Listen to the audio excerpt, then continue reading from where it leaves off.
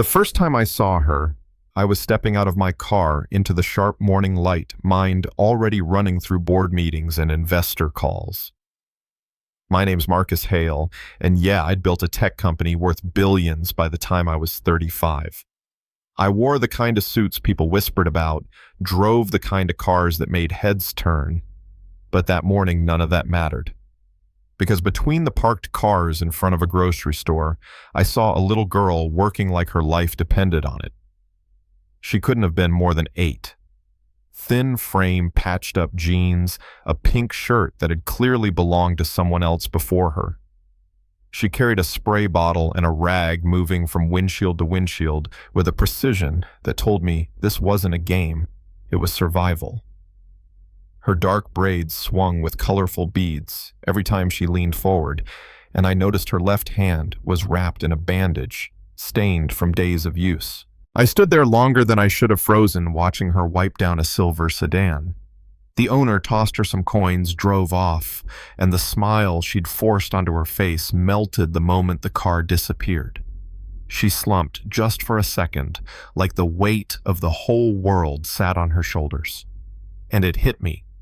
What was an 8-year-old doing scrubbing windows in a parking lot instead of being in school or laughing with friends? I tried to walk inside, tried to focus on my routine.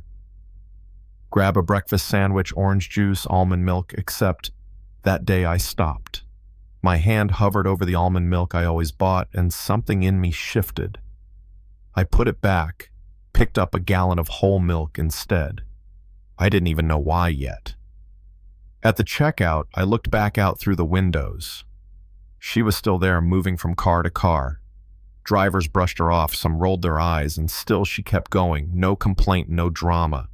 Just this relentless determination that broke my heart. When I came out, she spotted me heading to my car and rushed over, rag in hand. Her voice was so soft, I almost missed it. "Excuse me, sir. Would you like me to clean your windows?"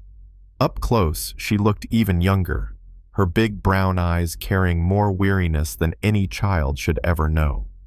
"Of course," I said, setting my grocery bag on the hood. "That would be really helpful." She sprayed and wiped with quick practice strokes, glancing at my bag when she thought I wasn't looking. I asked her name. "Faith," she said without pausing her work. "Faith Robinson. Beautiful name." I asked how long she'd been out there. "A few weeks since Mama got sick and can't work much." My chest tightened. I asked her age. 8, but I'm real good at this job. Look, see how shiny." And she was right. My Tesla gleamed under the sun. I pulled out a 20, handed it to her. Her eyes widened like I'd just given her a winning lottery ticket. "Thank you, mister. Mama can buy groceries with this." She started to leave, but her gaze flicked again to my grocery bag. Something in her eyes stopped me cold. "Faith," I asked, "is there anything else you need?" She hesitated, looked around like she was scared someone would hear, then leaned in close, whispering so soft I had to bend down. "I just want milk." 3 words. That's all it took to shatter me. Not money, not toys, not anything fancy. Milk. She missed eating cereal in the morning, and her mom needed it for medicine. I pulled the gallon from my bag and held it out. "Here, take this." She clutched it with both hands like it was treasure. "I can't pay for it. You already did." I told her. "You worked hard and you earned it." The smile that spread across her face. I'll never forget it. She put the milk carefully in a little red wagon I hadn't noticed next to a rag and spray bottle, and pulled it along like it was the most valuable cargo in the world. That night, I couldn't get her out of my head. I'd closed million-dollar deals without blinking, but those whispered words, "I just want milk," kept echoing in me. The next morning, I went back early, waited for her, and right on time she appeared with her wagon. I shopped again, grabbed another gallon of milk, this time some pastries and fruit. When she finished my car, I gave her another 20, the milk, the food. Tears welled up in her eyes. "Thank you, Mr. Marcus. You're the nicest person I ever met." I asked where she lived. She pointed vaguely, said a few blocks away. Her mama had told her never to ride with strangers. I respected that. But when she left, I followed at a distance. 3 blocks later, I saw her drag that wagon into a crumbling apartment complex. Peeling paint windows patched with cardboard, a playground rusted beyond use. She disappeared into Building C, Unit 2B. That evening, I knocked on that door with a car full of groceries. The door cracked open, chain still on. A young woman peeked out, same eyes as Faith, same strength even in exhaustion. Scrubs on hair pulled back. "You're the man who gave her the milk," she said cautiously. "Yes, ma'am. My name's Marcus. I brought some groceries." Her pride battled her need right there in her eyes. I can't accept charity." "It's not charity," I said quickly. "Faith earned this. She works hard, and I just wanted to pay her fairly." Faith popped up behind her, beaming. "Mama, this is the nice man I told you about." After a long pause, the mother unlatched the chain. "I'm Angela Robinson. Please come in." The apartment was tiny but spotless. Old furniture, children's drawings on the fridge, medical textbooks stacked on a table. Angela apologized for letting Faith work. She explained she was in nursing school, working 3 jobs to survive, but sometimes it wasn't enough. "Some weeks, there's just no money for milk. You're not a bad mother," I told her. "You're doing everything you can. And Faith is proof of that." That was the night everything shifted. Weeks turned into months. I started showing up often, helping where I could. Groceries, new shoes for Faith. A lamp so Angela could study without burning her eyes in the dark. Every gift I framed as practical, never pity. Faith washed my windows every morning, but now it felt like a job she enjoyed, not a desperate struggle. One evening over dinner at a small family restaurant, I finally said what had been building in my chest. "Angela, let me cover your rent until you finish school. Not as charity, but as an investment in your future. Pay me back when you're an RN." She stared at me, guarded. "Why would you do that? You barely know us." "Because every child deserves to be a child, not a window washer worrying about rent. And because I believe in you." Tears slid down her cheeks. "I'll pay you back every penny. I wouldn't expect anything less." Faith hugged my leg that night and whispered, "Are you going to be my daddy?" The innocence of her question knocked the wind out of me. I didn't answer then. But I knew the truth.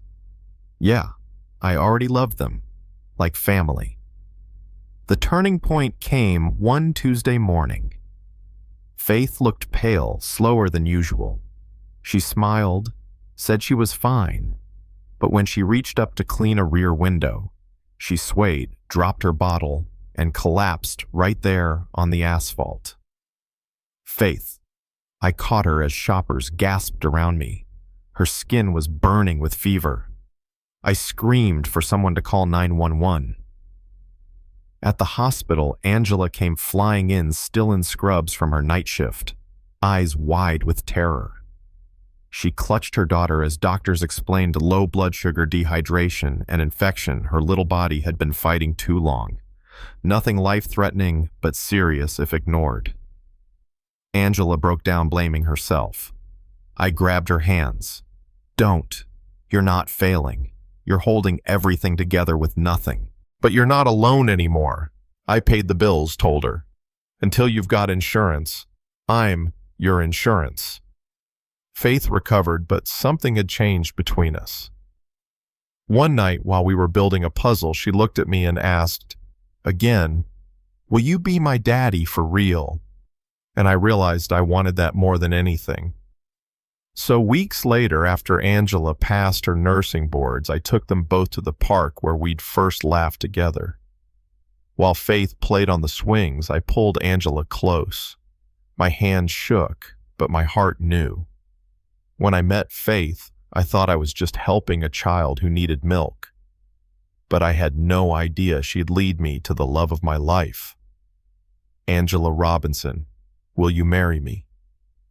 Faith's voice rang across the park. "Say yes, Mama." Through tears, Angela whispered yes. The ring slipped onto her finger. Faith barreled into us, and just like that, we weren't three separate people anymore. We were a family. Months later, under the treehouse in the backyard of the home we now shared, a judge made it official.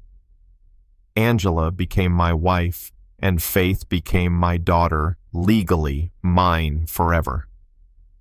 Sometimes I think back to that parking lot, to the moment she whispered, "I just want milk." It was such a small request, but it cracked my world wide open. Because wealth isn't about the car you drive or the zeros in your account. True wealth is sitting at a dinner table with people who love you, hearing a little girl call you daddy, and knowing you belong to something bigger than yourself. But I'll leave you with this. What do you think? Should an 8-year-old ever have to whisper for milk in a world where some people have more than they could ever spend? Or is it just the way society is unfair and uneven, with kindness left to chance? Drop your thoughts in the comments. I want to know, have you ever witnessed a moment where a small act of kindness changed someone's entire life? Because I can tell you from experience, sometimes it only takes 3 words to change everything.